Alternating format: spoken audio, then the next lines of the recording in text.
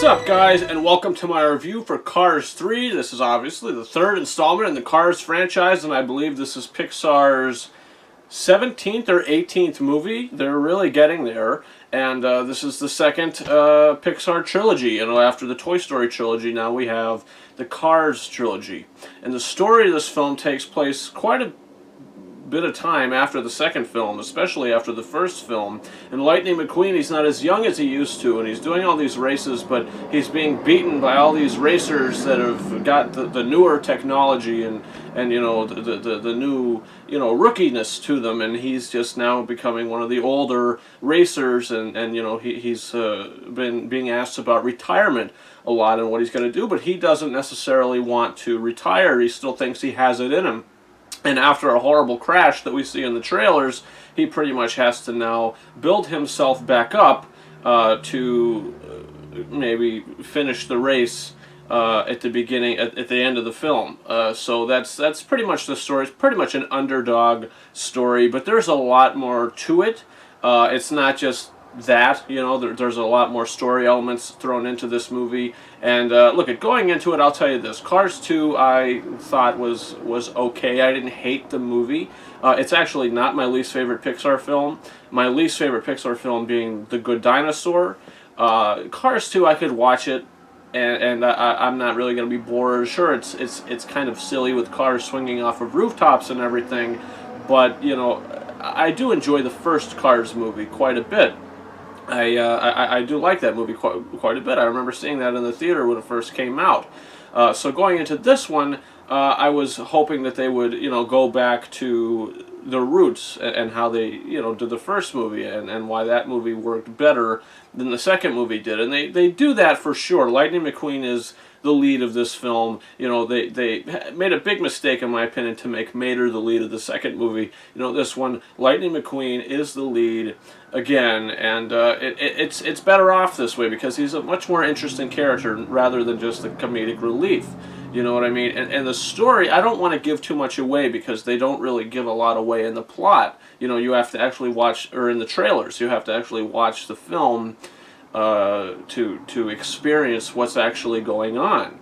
And I actually liked this movie quite a bit. I think that I liked this movie more than I was anticipating to like this movie. Going into it, you know, some reviews I've been watching, people have been saying that this film is very boring and there's just nothing to it, or, you know, that they just didn't care because they're not fans of the franchise. For me personally, I don't hate the franchise. I like the franchise. You know, I like the characters.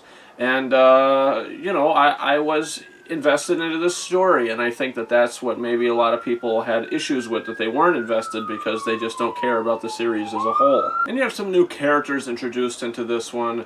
You have this new Cruz Ramirez. Nathan Fillion plays a character in this.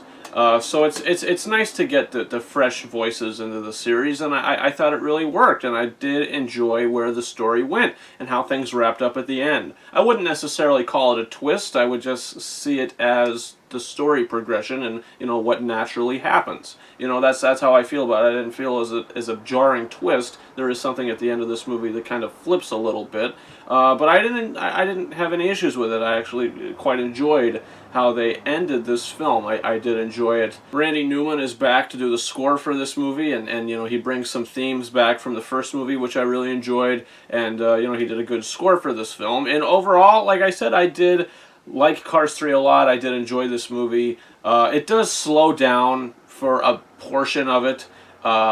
You know, it's not completely fast-paced 100%. I would say during the middle of the film in particular. The beginning and the end is very fast-paced, no pun intended. But the middle of the film, it does slow down a bit, and I think the movie could have been shortened for maybe at least 15-20 minutes. There's just things that happen in this movie that really go nowhere.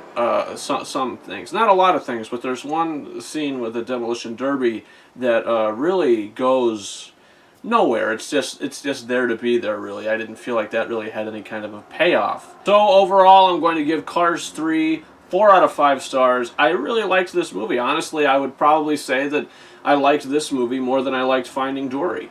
Maybe not a lot more, but a little more. I think I actually did enjoy this movie more than that, but that's just my personal opinion. Guys, comment your thoughts in the comments. Did you see Cars 3? Where does it rank with your favorite Pixar movies? You know, what did you think about this film? You could comment that down below. Also, you could subscribe to this channel for reviews coming in the future. We have Transformers: The Last Night coming out. Who knows how that's going to go. Despicable Me 3 is coming, so that's very exciting, guys. You can follow me on Facebook and Twitter. The links to those are in the description of this video, and you can also follow me on Snapchat at RyanKing72 and on Instagram at KingArises131. Guys, that's about it. Thank you very much for watching my review for Cars 3. Over and out.